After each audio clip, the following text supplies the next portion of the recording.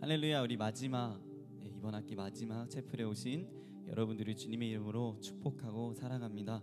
우리 함께 찬양으로서 더욱더 영광 올려드릴 때 우리 마음도 함께 올려드리는 그런 귀한 시간 갖기 원합니다.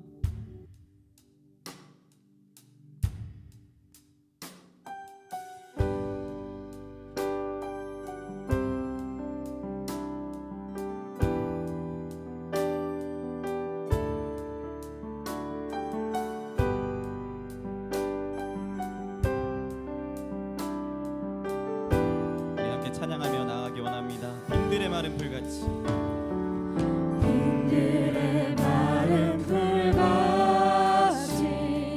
시들은 나의 영혼 주님의 허락한 성령 간절히 기다리네 가물어 메마른 땅 비를 내리시는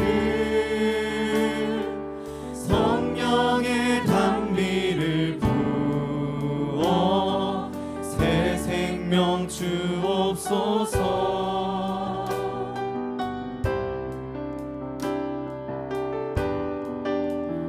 반가운 빗소리 들려 반가운 빗소리 산천이 춤을 추네 봄비로 내리는 성령 내게도 주옵소서.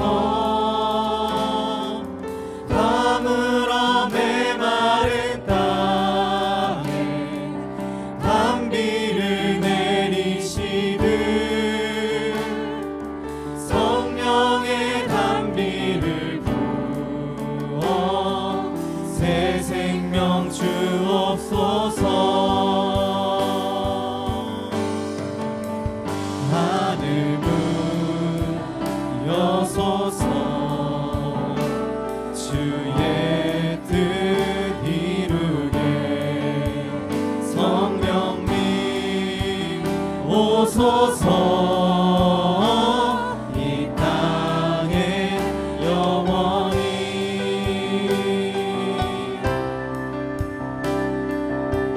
같이 목소리 높여 고백하기 원합니다. 절 따라 우러를 내려 절 따라 우러를 내려 조목이 무성하네 갈급한 내 심령 위에 성령을 부소서.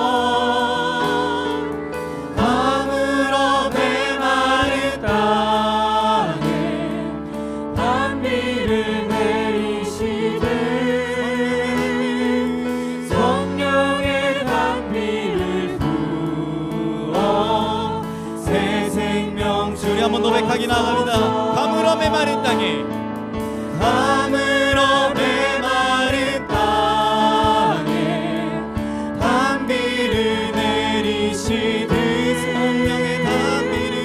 성령의 단비를 부어 새 생명 주옵소서. 참되신 사랑의 어길 수 있사오랴 오늘의 흡족한 은혜 주실 줄 믿습니다. 가물어 메마른 땅에 단비를 내리시듯 성령의 단비를 새 생명 주옵소서. 가물어 메마른 땅에 단비를 내리시듯 성령의 단비를 부어 새 생명 주옵소서.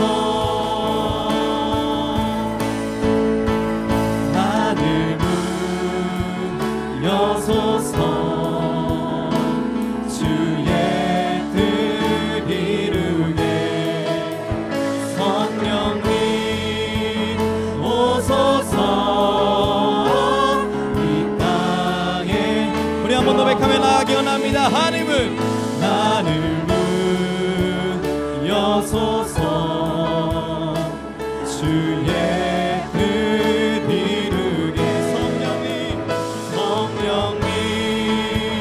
오소서 이 땅에 영원히 감으로 메마른 땅에 단비를 내리시듯 성령의 단비를 부어 새 생명 주옵소서.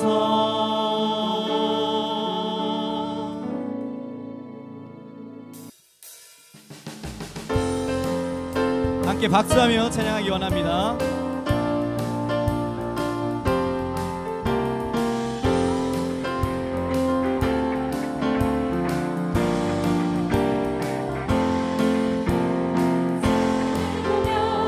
세상을 볼 때 만족함이 없었네. 나의 하나님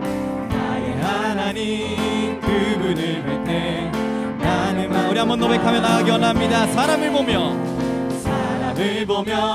세상을 볼 때 만족함이 없었네. 나의 하나님 그분을 볼 때 나는 만족하였네. 정이 빛나는 태양을 보라. 또 정이 서 있는 산을 보아라. 천지 지으신 우리 여호와 나를 사랑하시니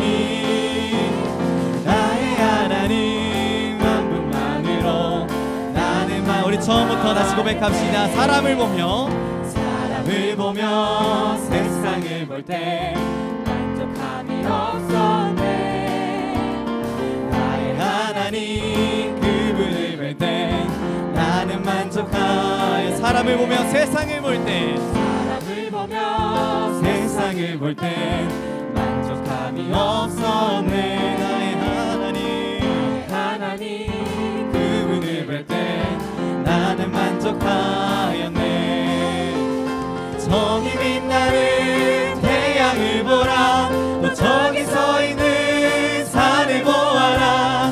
천지 지으신 우리 여호와 나를 사랑하시니 나의 하나님 한 분만으로 나는. 우리 한번 노백합시다. 저기 빛나는 태양을 보라. 저기 빛나는 태양을 보라. 또 저기 서 있는 산을 보아라. 천지 지으신 우리 여호와 나를 사랑하시니 나의 하나님 한 분만으로 나는 만족하. 동남풍아 불어라. 동남풍아 불어라. 서북풍아 불어라. 아시바테 베카파 예수 향기 날리니 할렐루야 아멘. 아시바테 베카파 예수 향기 날리니 할렐루야. 한번 더 백합시다. 동남풍아 불어라. 서북풍아 불어라. 아시바테 베카파 예수 향기 날리니 할렐루야 아멘. 아시바테 베카파 예수 향기 날리니 할렐루야. 우리 한번 더 합시다. 동남풍아 불어라. 동남풍아 불어라. 서북풍아 불어라. 아시바테 베카파 예수 향기 날리니 할렐루야 아멘. 아시바테 베카파 예수 향기 날리니 할렐루야 할렐루야 아멘. 할렐루야 할렐루야. 할렐루야. 성령 받았네. 나는 성령 받았네. 할렐루야. 성령 받았네.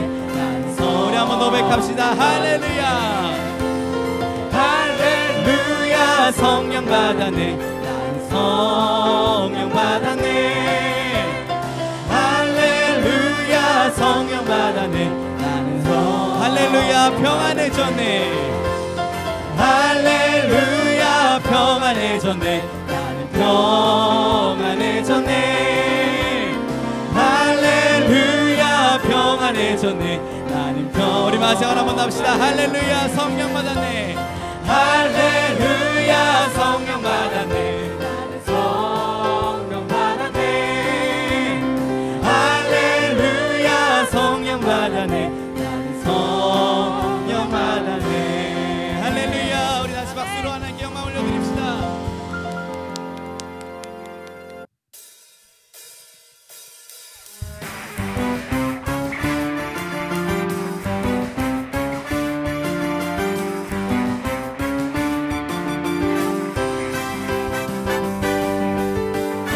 고백합시다.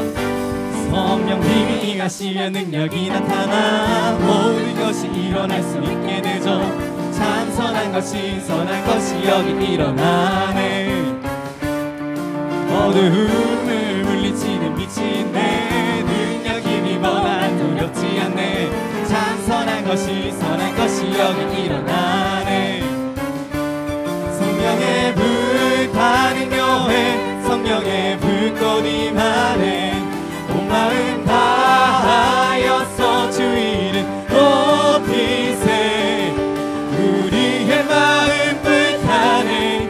그 빛을 전하기 위해 사랑의 불꽃 전하세. 주를 위한 성령의 불타는 교회. 성령님이 임하시면 능력이 나타나 모든 것이 일어날 수 있게 되죠. 참 선한 것이 선한 것이 여기 일어나네. 어두움을 물리치는 빛이 내 능력 힘이 원한 두렵지 않네. 참 선한 것이 여기 일어나네. 성령의 불 타는 교회 성령의 불꽃 임하네. 온 마음 다하여서 주 이름 높이세. 우리의 마음 불타네. 그 빛을 전하기 위해 사랑의 불꽃 전하세. 주를 위한 성령의 불타는 교회. 성령의 불타는 교회 성령의 불꽃 임하네. 온 마음 다하여서 주 이름 높이세. 우리의 마음 불타네. 빛을 전하기 위해 사랑의 불꽃 전하세. 주를 위한 성령의 불타는 교회.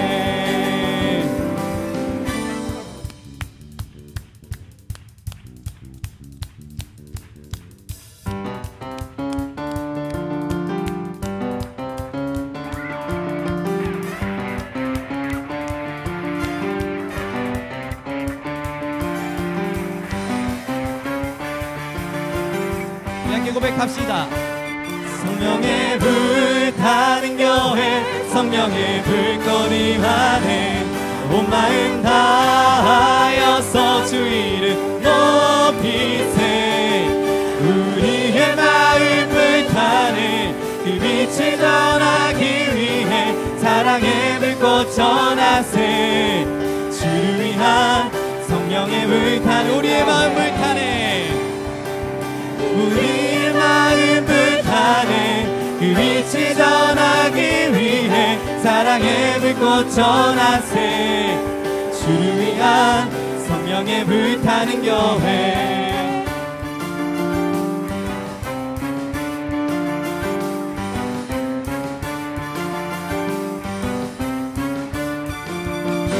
아멘.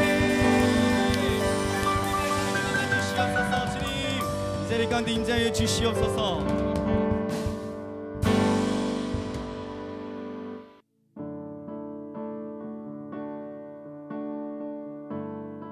마지막으로 함께 찬양할 때는 우리의 모든 것을 하나님께 맡겼으면 좋겠습니다. 주님께서 우리에게 그 말씀하시는 것을 더욱더 바라보면서 더욱더 그 느끼면서 하나님께 더욱더 우리의 모든 것을 전적으로 맡겼으면 좋겠습니다.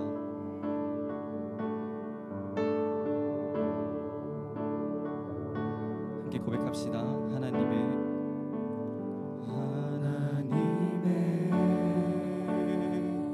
말씀을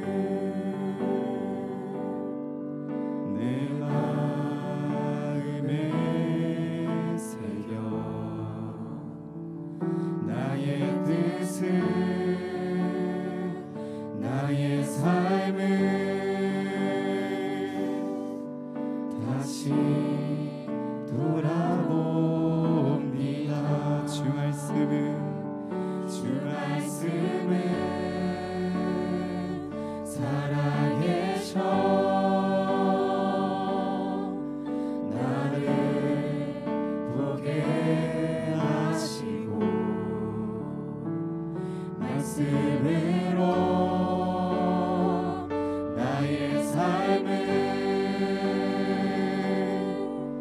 인도하여 주소서. 복 있는 사람은 악인의 꾀를 쫓지 않고 죄인의 길에 서지 아니하며 오만한 자의 자리에 앉지 아니하고 주의 말씀을 주야로 즐거워하는도다.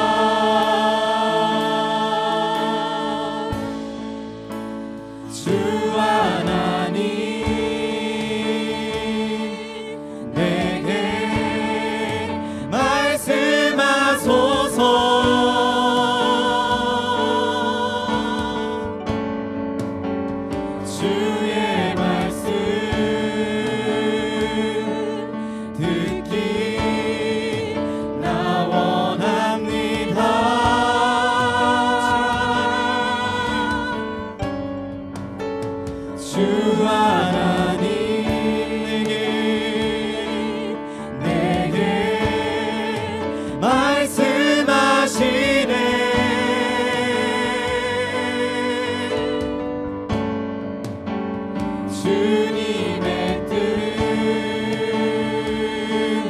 알기 나 원합니다.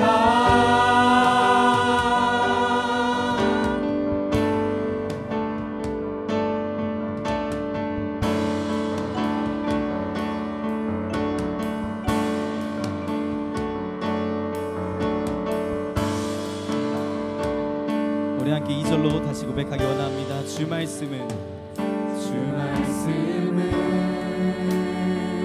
살아계셔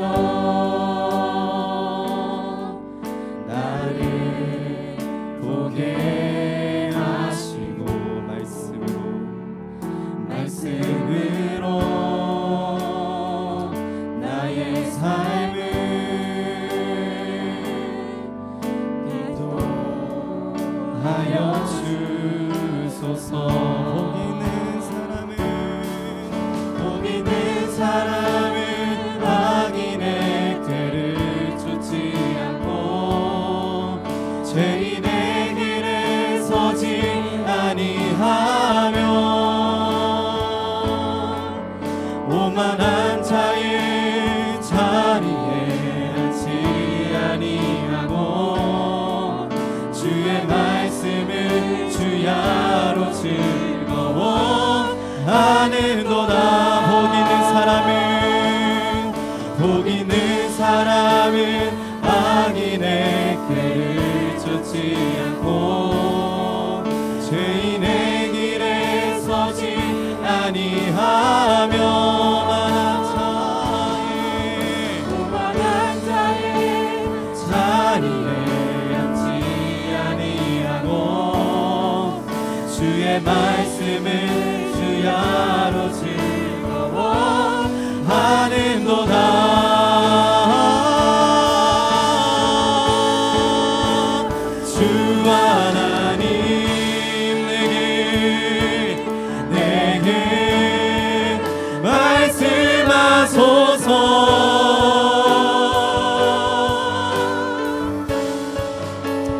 주의 말씀 듣기 나 원합니다. 우리 한번 더 백합시다. 주 하나님 내게 말씀하시네.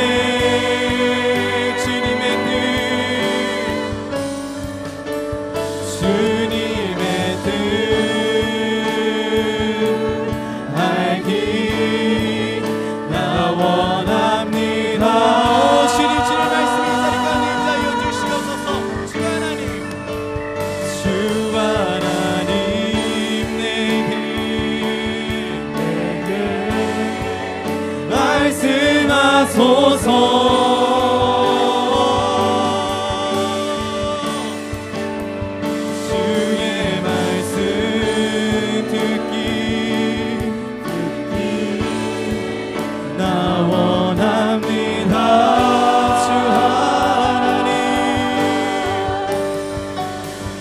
주 하나님 내게 말씀하시네.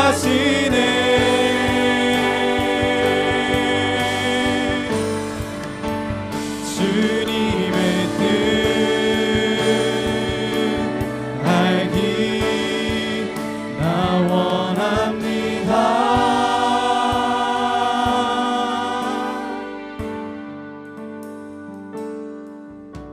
우리 시간 같이 기도하는 귀한 시간 갖기 원합니다. 하나님의 말씀이 우리 마음판에 새기길 소망합니다. 아버지요, 주님의 말씀이 우리의 삶을 더욱더 변화시켜 주기를 소망합니다. 우리가 더욱더 주님만을 바라봅니다. 아버지, 우리 이 자리 가운데서 그 찬양한 것도 온전히 하나님께 영광 올려드리기 위하여, 온전히 하나님께 순종하기 위하여 아버지 우리가 더욱더 찬양 올려드리고, 아버지 우리들의 모든 것에 올려드립니다. 아버지 우리들을 받아주시옵소서. 주의 말씀으로 우리들을 거룩하게 하여 주시옵소서. 아버지 우리가 주님만을 따르기 원합니다. 주님의 군사로서, 아버지 주님의 자녀로서 언제나 하나님만을 바라보며 나아갈 수 있게 인도하여 주시옵소서. 그런 믿음을 가지고 우리 같이 주님의 이름을 고백하면서 기도드리겠습니다. 주여,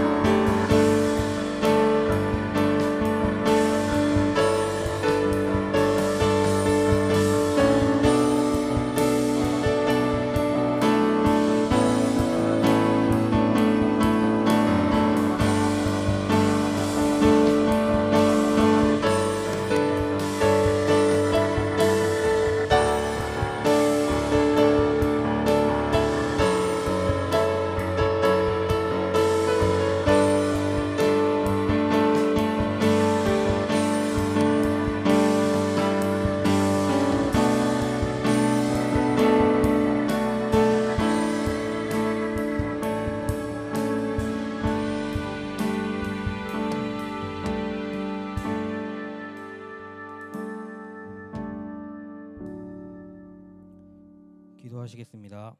내가 복음을 부끄러워하지 아니하노니 이 복음은 모든 믿는 자에게 구원을 주시는 하나님의 능력이 됨이라. 아멘. 사랑과 은혜의 자비가 풍성하신 하나님 아버지, 오늘도 모든 것을 내려놓고 주님을 찬양할 수 있게 허락하심에 감사드립니다. 지금 이 시간 이곳에 임하시어 예배하는 모든 신학대학 학우들마다 살아계신 주님의 영광을 경험하게 하시고 그리스도의 은혜를 경험하도록 역사하여 주옵소서. 지난 한 주간 어떠한 것보다 말씀을 마음 중심에 두고 오직 주님만을 위해 전진하겠다고 다짐하였지만 인간적인 본성으로 말씀보다 저희의 생각이 앞섰던 모습을 고백합니다. 이 시간을 통하여 주님 앞에 모든 것을 내려놓고 회개하오니 항상 기도하라는 하나님의 말씀을 붙잡고 전진하여 세상의 빛과 소금의 사명자가 되는 학우들이 될 수 있도록 인도하여 주옵소서. 사랑의 하나님 아버지, 사회적 거리두기가 해제되고 일상이 회복하는 이때 일상을 회복하는 것을 넘어 예배를 회복하고 사명을 회복하기를 간절히 소망합니다. 코로나19로 인하여 만나는 것이 두렵고 예배를 잃어갔던 삶을 무너뜨리고 주님의 신실하시고 존귀하신 역사와 사랑으로 어떠한 순간에서도 주님을 따르고 의지하며 예배를 가장 최우선으로 하는 은혜의 사명을 허락하여 주옵소서. 무엇보다 간절히 소망하기는 주님을 잃어버렸던 영혼들이 주님을 만나는 은혜를 허락하여 주시고 모든 죄를 고백하고 회개함으로 영원한 생명을 얻는 은혜를 경험하게 하옵소서. 은밀히 보시는 하나님 아버지, 우리의 삶에 은밀하고 세밀하게 개입하시는 하나님을 인식하는 영적인 예민함이 있기를 간절히 원합니다. 세상은 시간이 지나갈수록 더 악해져 가고 자신의 욕심을 위해 살아가지만 저희는 세상의 욕심이 아닌 하나님의 사랑을 깨닫게 하시고 모든 순간 하나님의 손길을 느끼며 겸손한 삶을 살아갈 수 있도록 인도하여 주옵소서. 오늘 말씀을 대언하실 이진경 목사님을 성령의 능력으로 붙들어 주시사 목사님의 사역 가운데 하나님의 사랑이 넘치는 은혜를 허락하여 주옵시고 선포되는 말씀을 통하여 저희의 삶이 변화되게 하시고 은혜를 경험하는 복된 시간이 되게 하여 주옵소서. 예배의 시작입니다. 예배의 모든 시종을 주님께 의탁하오며 오직 주님께서만 영광받아 주옵소서. 이 예배가 하나님이 보시기에 합당하게 하시며 하나님의 기쁨이 되게 하여 주실 줄 믿사오며 살아계신 예수님의 이름으로 기도드립니다. 아멘.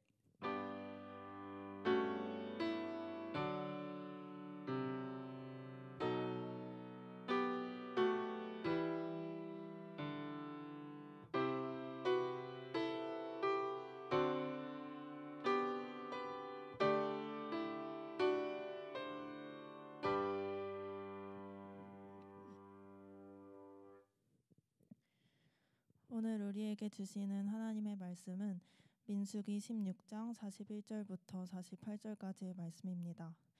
이튿날 이스라엘 자손의 온 회중이 모세와 아론을 원망하여 이르되 너희가 여호와의 백성을 죽였도다 하고 회중이 모여 모세와 아론을 칠 때에 회막을 바라본즉 구름이 회막을 덮었고 여호와의 영광이 나타났더라.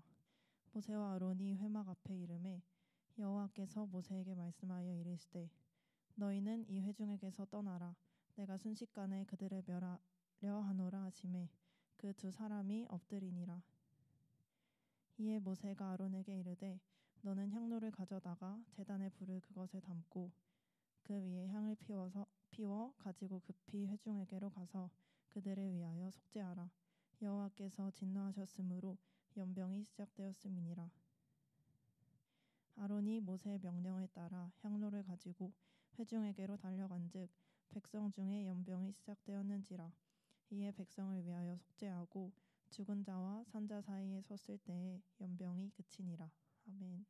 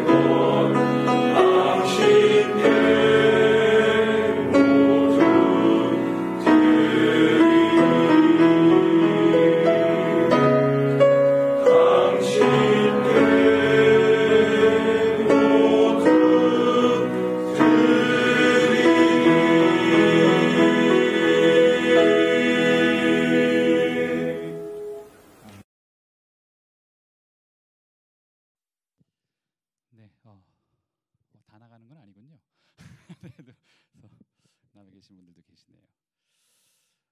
수업으로는 여러분들하고 많이 시간을 함께 하지 못하는데 그래도 이렇게 채플이라도 마지막 종강 채플이라도 여러분들 우리 학부생들과 함께 할 수 있어서 또 뭐랄까요, 의미 깊고 저한테는 좀 기쁘고 그렇습니다.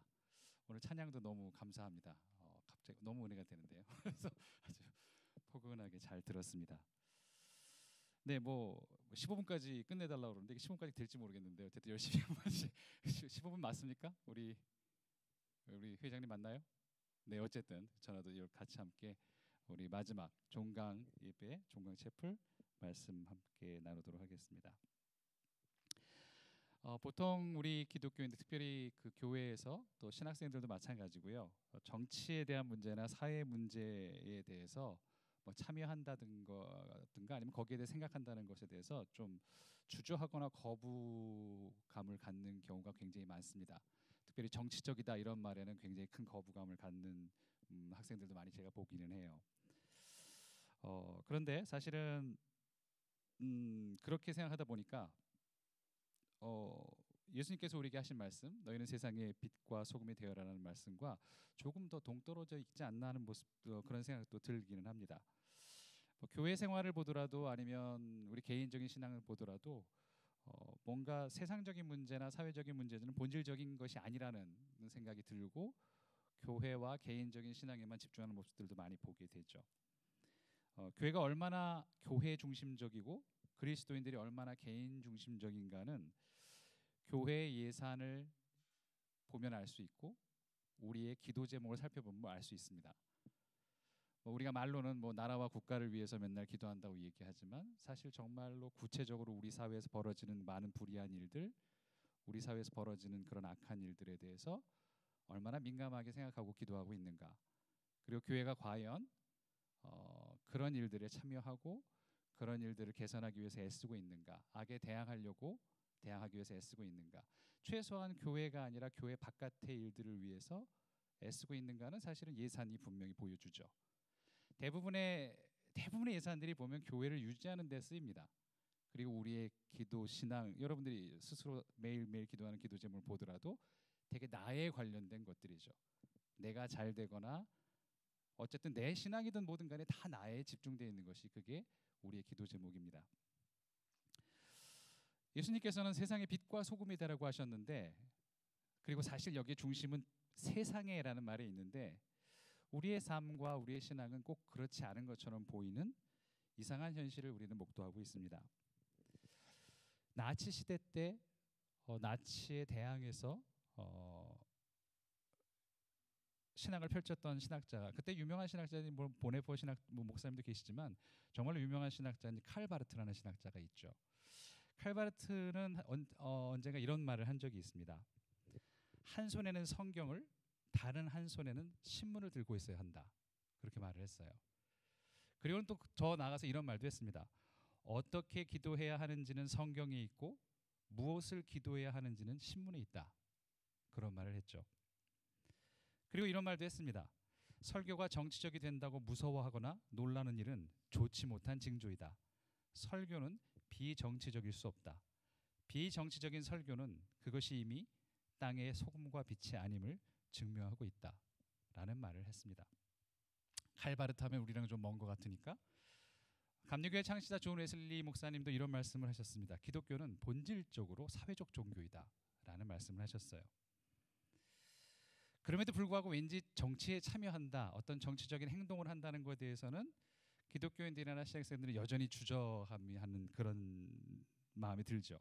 사실 이 원인에는 한국의 기독교가 선교가 어떻게 시작됐는지 그 선교의 역사와도 좀 관계가 있습니다. 처음에 기독교가 우리나라에 들어왔을 때, 이제 천주교부터 이제 들어왔었죠. 들어왔을 때 제일 먼저 행했던 정책이 뭐였냐면 정교 분리 원칙이었어요. 그러니까 정치와 종교는 완벽하게 분리시키겠다. 그래서 정치적인 문제에 전혀 관여하지 않겠다라는 것이 그 당시 들어왔던 카톨릭의 입장이었습니다. 물론 개신교 입장도 크게 다르진 않았어요. 이게 어떻게 우리나라에서 구현됐는가를 잘 보여주는 예가 바로 안중근 의사의 이야기입니다. 안중근 열사는 우리에게는 정말 독립운동을 위해서 애쓰신 분이었죠. 근데 그분이 카톨릭 신자였어요. 여러분 잘 아시는 것처럼. 그런데 그분이 하신 일이 뭡니까? 그분이 하신 일은 사실 어떻게 보면 그 일본 입장에서는 테러리스트죠. 우리로 있어서는 우리의 독립을 위해서 그렇게 애쓰신 분이지만 안중근 열사를 그러면 그 카톨릭 신자니까 이 그 당시에 있었던 우리 한국에 왔었던 주교가 어떻게 처리를 했는가가 정교 분리를 정확하게 보여줍니다. 그때는 이제 프랑스 선교사인 뮤텔 주교가 구한 말부터 일제 강점기까지 우리나라에 이제 주교로 있었던 신부님이셨어요. 근데 이 또 히로부미를 저격한 안중근 의사에 대해서 카톨릭 신자에 대해서 그 뮤텔 주교가 한 처분이 뭐냐면 신자 자격을 박탈한 것이었습니다. 그리고 마지막에 감옥에서 옥사하실 때 처형을 당하실 때 마지막에 카톨릭 신자들은 늘 뭘 하냐면 종부성사를 하죠. 그것도 거부를 했어요. 안 해준 거죠. 그게 정교 분리의 원칙이었어요. 그러면 그분이 그 종부성사도 못 받고 돌아가셨냐? 다행히 그러진 않았습니다. 꼭 뮤텔 신부님 같은 분만 계셨던 건 아니라 당시에 빌렘 신부님이라는 분이 계셨는데 그분이 가셔서 직접 안중근 우리 열사님 그때 종부성사를 해주셨죠. 물론 이분은 나중에 또 그 당연히 그거에 대해서 징계를 받으셔서 본국으로 소환이 됐습니다.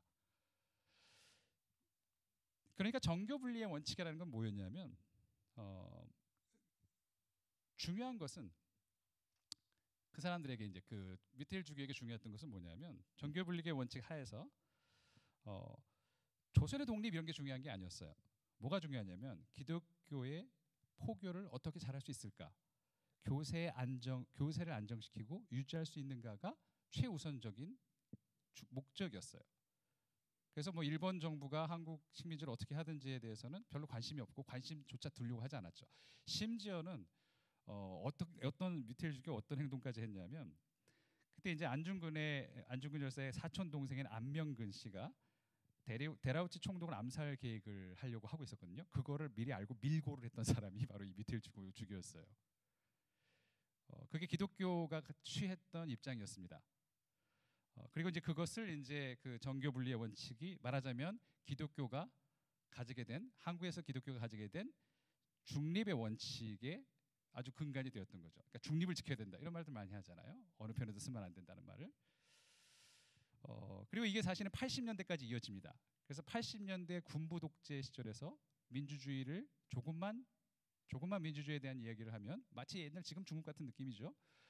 그렇게 그 민주주의에 대해서 그렇게 억압을 하고 자유를 얘기했던 사람들을 가두고 옥에 가두고 죽이고 이런 일들이 공공에 벌어졌을 때 대부분의 교회들은 중립의 원칙을 지켰어요. 우리는 정치에 관여하지 않겠다.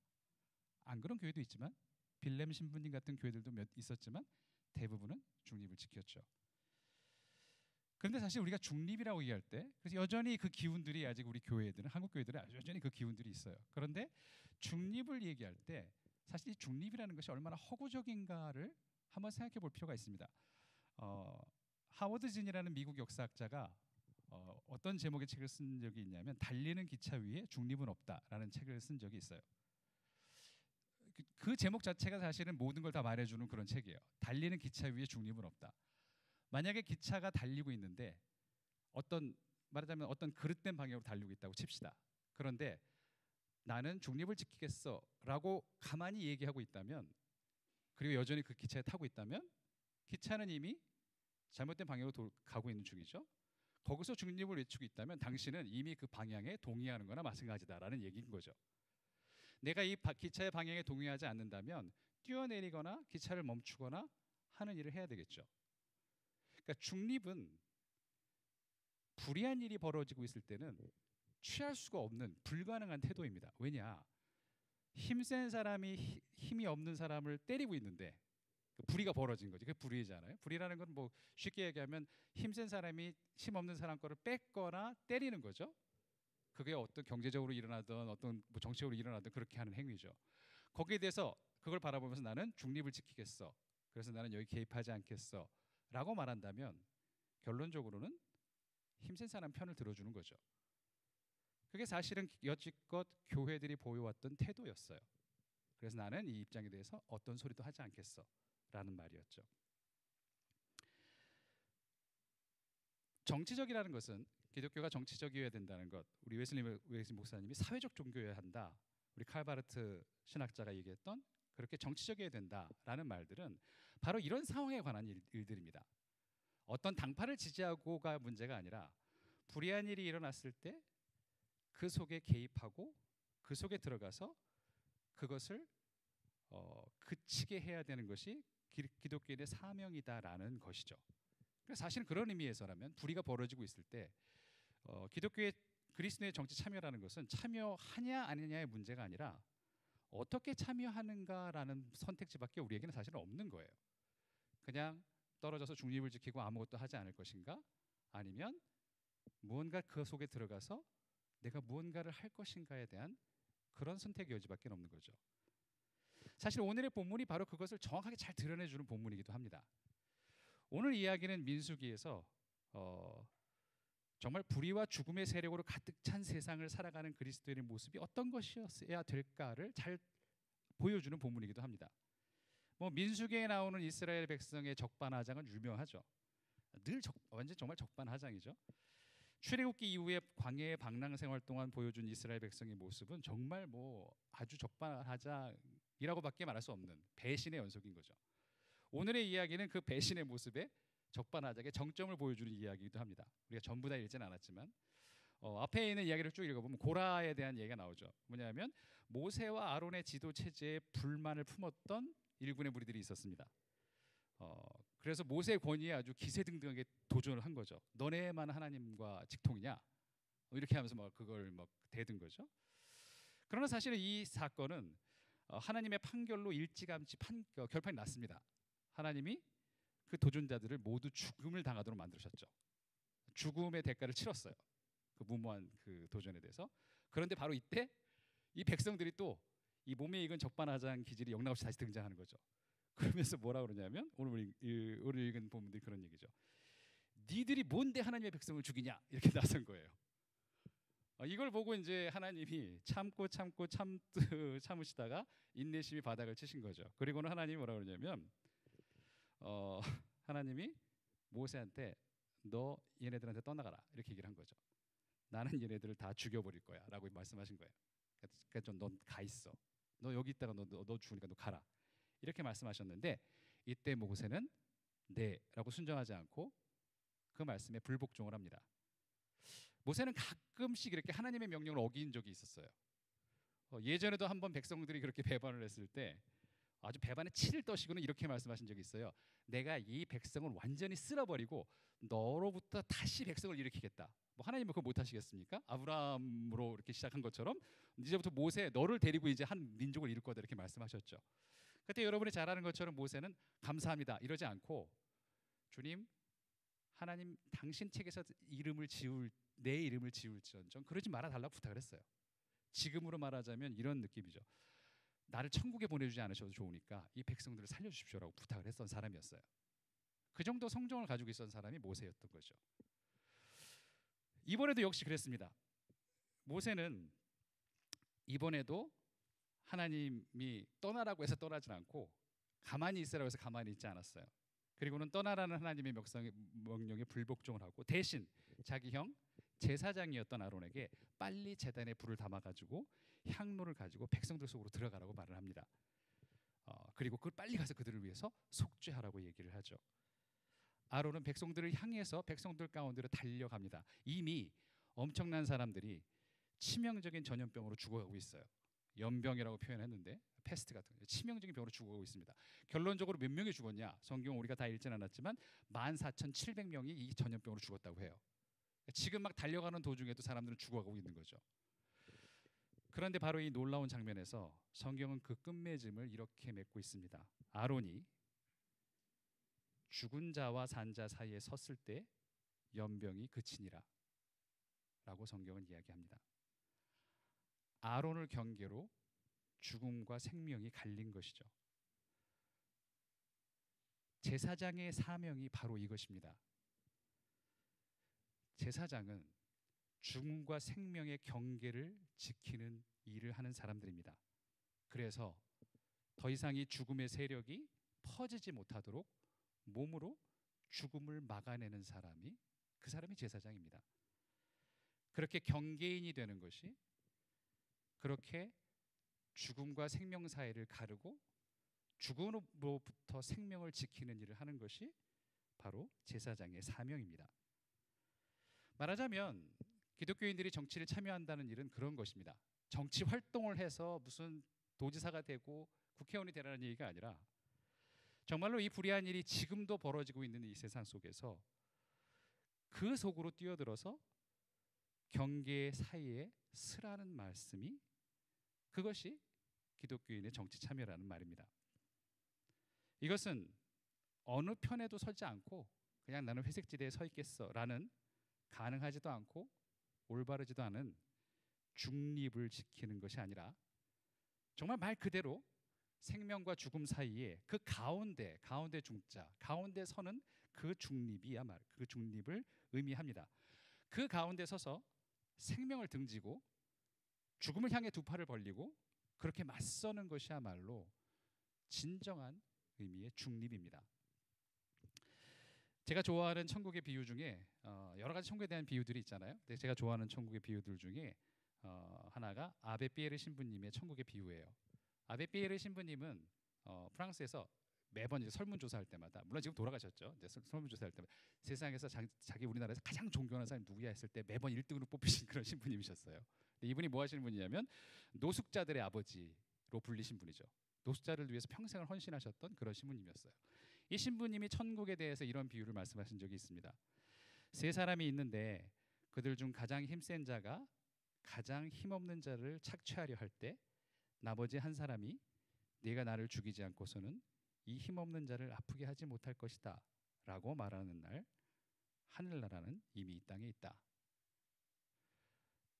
피에르 신부님의 말처럼 그리스도인들은 이렇게 가운데 서야 하는 사람들입니다. 더더군다나 제사장 중에서도 특별한 제사장 역할을 담당하는 신학생들이라면 더욱 그래야 하지 않을까 생각해 봅니다. 가장 힘센 자와 가장 힘없는 자 사이에 서야 하는 사람, 그 사이에 경계를 만들어야 하는 사람, 스스로 경계가 되어야 되는 사람이 바로 우리들입니다. 근데 물론 이제 구체적으로 그럼 도대체 뭘 해야 되냐라고 생각하면 사실 어렵습니다. 기독교인들은 원체 사회에 대해서 문제에 대해서 등한시하고 별로 관심을 안 가졌기 때문에 도대체 사회 문제가 너무 많은데 뭘 내가 해야 되지? 어디서 뭘 해야 되는지에 대해서 전혀 감이 없는 경우가 더 많아요. 교회에서만 살았으니까, 학교에서만 살고. 그런데 사실은 정말 그리고 또 보면 둘 다 나쁜 사람 같아. 이렇게 둘이 같이 얘기하면 얘는 또 이 점이 나쁜 거고 쟤는 이 점이 나쁜 거고 여러 가지 면에서 사회 갈등이라는 게 그렇게 아주 선명하게 선과 악으로 갈리는 것도 아니거든요. 선이라고 생각하는 그런 쪽에도 악들이 있고 악한 놈이라고 생각하는 쪽에도 선의 요소들이 있어서 굉장히 힘들고 혼란스럽습니다. 현실로 들어가면 더 혼란스럽죠. 그런데 아예 그 자리에서 떠나버리면 그 혼란조차 없는 거고. 근데 막상 그렇게 들어가려고 보면 그런 혼란들이 막 엄습하게 되죠. 그런데 중요한 것은 정말 이 편을 들을까 저 편을 들을까 그런 것이 중요한 게 아니라 구체적인 지침을 위해서 무엇을 해야 될까가 중요한 게 아니라 내가 그 자리에 있는가 없는가가 결정적으로 중요합니다. 내가 그 속에 들어가 있는가에 대한 이야기인 거죠. 그러니까 내가 그 현장에 있는가, 그 죽음의 현장에 있는가, 그 불의의 현장에 내가 있는가 없는가가 그게 결정적인 것이지 그 속에서 어떤 입장을 취하는가는 그렇게 중요하지는 않아요. 때로는 정반대의 입장을 취하는 사람도 있습니다. 그걸 잘 보여준 영화가 아주 그 롤랑 조페의 영화 미션이라는 영화죠. 넬라 판타지 그 노래 여러분이 아시는 그 주제가가 나오는, 아마 보신 분들도 많을 텐데, 사실은 이 그 미션 영화는 한 사태나 한 사안에 대해서, 정치적인 한 사안에 대해서 기독교인들 사이에서도 정치적인 입장은 굉장히 극명히 다를 수 있다라는 것을 잘 보여준 이야기입니다. 그랬을 때 어떤 것이 옳은 것이냐에 대한 고민들을 잘 보여주는 이야기죠.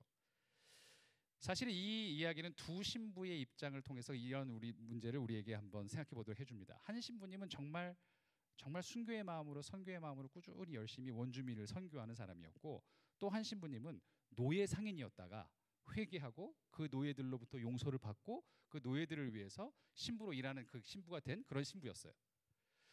그러다 둘이 이제 열심히 이제 선교 사역을 하고 있는데 갑자기 포르투갈 그 군대가 이 원주민들을 학살하기 시작하면 쳐들어오면서 학살하기 시작한 거죠. 그랬을 때 이제 두 신부의 입장이 너무 극명하게 달라져요. 이 노예 상인이었다가 회개하고 용서받은 이 신부님은 당연히 이들을 위해서, 이 원주민들을 위해서 우리는 총칼을 들고 싸워야 된다. 포르투갈 이 군대에 의해서 싸워야 된다라고 주장을 하고 실제로 총칼을 들고 싸우죠. 그런데 다른 한 신부님은 굉장히 치열하게 논쟁을 하면서 만일 폭력이 정의라면 사랑의 설 자리가 어디 있는가라고 얘기하면서 그것을 거부합니다. 그런데 이 영화가 우리에게 주는 시사점은 어디에 있냐면 이 싸움에 있는 게 누구의 입장이 옳은 얘기가 아니라 결론적으로 그래서 두 사람은 어떻게 됐냐? 두 사람 다 한 자리에서 죽어요, 같이. 총을 든 신부는 총을 들고 싸우다가 그 자리에서 죽고, 총을 들어 폭력을 행할 수 없다는 신부는 그 전쟁에 그 총알이 날아다니는 곳에 미사를 드리면서 기독교인들과 남은 신자들과 같이 행진을 하고 미사를 드리다가 그 속에서 죽임을 당합니다. 그리고 둘 다 죽으면서 서로를 쳐다보면서 영화가 끝나게 되죠. 사실 그 이야기에서 보여주는 것은 분명합니다. 어떻게 결정하느냐가 사실 그렇게 중요하진 않아요. 문제는 둘 다 하나님을 향한 신심과 양심에 거짓이 없고 그 자리에서 그렇게 순수하게 결정을 했다면 그건 둘 다 하나님 앞에서는 옳은 것이죠. 비록 어느 길이 더 옳은지는 우리는 모르고 내 속의 양심에 따라 옳은 길을 하나님이 주신 양심에 따라 선택을 하겠지만, 그러나 하나님은 둘 다 분명히 의롭다 여기실 것이고 하나님에게는 둘 다 그들이 그 자리에서 함께 죽었다는 사실이 기억될 것이라는 사실을 영화는 우리에게 잘 보여줍니다. 마태복음 25장에서 예수님이 우리에게 말씀하신 것도 그러신 거죠. 천국과 지옥을 가르는 기준은 주여 주여 하는 자가 아니라, 교회에서 기적을 행하는 자가 아니라 내가 줄이고 목마르고 나그네 되고 헐벗고 병들고 옥에 갇혔을 때 나를 돌보았는가, 지극히 작은 자로 계신 예수님을, 그 속에 계신 예수님을 돌보았는가가 천국과 지옥을 가를 것이라고 우리의 주님께서 친히 말씀하신 적이 있습니다. 중요한 것은 그러니까 어떤 선택을 하고 어떤 정치적 입장을 취할까가 아니라 거기 너 있었는가 그때라는 질문이 될 것입니다. 사실 우리 주님 예수께서 하신 일도 생명과 죽음 사이에 서서 죄로 인한 저주의 죽음을 십자가 위에서 스스로의 몸을 던져 막으신 것이었습니다. 결국 생명과 죽음 사이에 서서 우리를 죽음으로부터 생명으로 건지신 일이 예수 그리스도께서 우리를 위해서 하신 일입니다. 그리고 우리 이 예수 그리스도를 히브리서는 대제사장이라고 부르죠. 오늘 아까 산돌 찬양대에서 찬양했는데 그 구절이죠. 산돌이 나와 있는 구절이 바로 우리는 왕같은 제사장 그 구절이잖아요. 성경은 모든 그리스도인들이 다 왕같은 제사장들이라고 이야기를 합니다. 그러나 저는 오늘 이 여러분들 신학생들 앞에서 이런 말씀을 한 번 더 드리고 싶습니다. 특별히 신학생들은 더욱더 그렇습니다. 여러분들이 하나님의 사제로서, 하나님의 목사로서 세상에 나아가고자 한다면 우리가 마음에 담아야 될 것은 모세와 아론이 보여줬던 태도일 것입니다. 죽음의 세력은 언제든지, 누군가를 죽이고 있는 세력들은 언제든지 우리에게 이렇게 얘기합니다. 가만히 있어라. 너도 당할지 모르니까 멀찌감치 피해 있어라. 그렇게 우리를 조롱하고 우리에게 가만히 앉아 있으라고 하죠. 그러나 그럴 수 있겠습니까? 만일 우리가 그 자리를 벗어나고 가만히 있고 그 자리로 들어가지 않는다면 우리는 아무짝에도 쓸모없이 버림받아 사람들에게 짓밟히는 맛없는 소금이 맛을 잃은 소금이 될 뿐일 것입니다. 그러니까 잊지 말았으면 좋겠습니다. 우리 모두는 세상의 제사장들입니다. 죽음과 생명의 사이에 서서 죽음의 세력을 막아내야 할 경계인입니다. 나를 중심으로 생명과 죽음이 갈라지는 경계를 만들어야 되는 사람입니다. 이런 의미에서 교회의 역할은 무엇인가? 그 치열한 영적 전투, 세상 속에서 벌어지는 그 영적 전투에서 불의를 막아내기 위한 그 싸움 속에서 그 싸움을 위해서 충전을 해주고 영적으로 충전해주고 보급을 해주는 것이 바로 교회가 담당해야 될 일입니다. 우리가 매주 일주일마다 하는 일이 바로 그 일이죠. 늘 교회 안에서 새롭게 힘을 얻고 충전하고 다시 세상에 나가서 하나님의 일을 위해서 하나님의 나라가 이 땅에 이루어지도록 강한 자와 약한 자에 서서 네가 나를 죽이지 않고서는 이 약한 자를 해하지 못한다고 그 말을 해야 되는 것이 제사장들이 할 일이고 우리들이 해야 될 일이라는 것이죠. 더 이상 짠맛을 잃기 전에, 더 이상 더 많은 사람들이 죽어나가기 전에 우리는 서둘러 속죄의 향로를 들고 산 자와 죽은 자 사이로 뛰어가야 하겠습니다. 하나님 모세를 통해서 우리에게 여전히 똑같은 말씀을 하십니다. 빨리 뛰어가서 그들 사이에 서라. 그렇게 경계인의 역할을 감당하시는 우리 협성대학교 신학생 되기를 주님의 이름으로 축원합니다. 기도하시고 우리 축도하신 후에 마치도록 하겠습니다. 하나님, 향로를 들고 속죄를 위하여 죽음과 삶 사이로 뛰어들었던 제사장 아론을 기억합니다. 모세의 안타까운 심정을 기억합니다. 하나님, 피해 있지 않도록 도와주시옵고 교회를 나의 도피처 삼지 않도록 도와주시옵소서. 하나님, 주님을 위해 부름받은 사람답게, 보내심을 받은 사람답게 세상으로 보내심의 그 사명을 잘 감당할 수 있는 우리 협성대학교 신학생들이 되게 하시고 그 사명을 위해 준비하고 기도하고 영적으로 훈련받을 수 있는 우리 신학생들 되도록 하나님 인도하여 주시옵소서. 그들의 어려움들을 하나님 돌봐 주시옵고 그들의 모든 아픔들을 하나님께서 치료하여 주셔서 정말로 건강한 몸으로, 건강한 마음으로, 건강한 영으로 이 세상을 위해 핍박받고 압박받는 사람들을 위해 애쓸 수 있는 사람들이 되도록 돕고 인도하여 주시옵소서. 이들의 모든 삶들을 축복해 주시기를 원합니다. 이들의 학교 생활을 특별히 더 축복하셔서 많은 배움이 있게 하시고 많은 고민이 있게 하시며 하나님과의 많은 만남이 있도록 도와주시옵소서. 모든 말씀으로 주 예수 그리스도 이름으로 기도드립니다. 아멘. 이제는 우리 주 예수 그리스도의 은혜와 하나님의 사랑하심과 성령님의 교제가 지금 이 예배에 참여한 모든 사람들과 또 우리 이 학교 위에 이제로부터 영원까지 함께 하옵기를 간절히 축원하옵나이다. 아멘.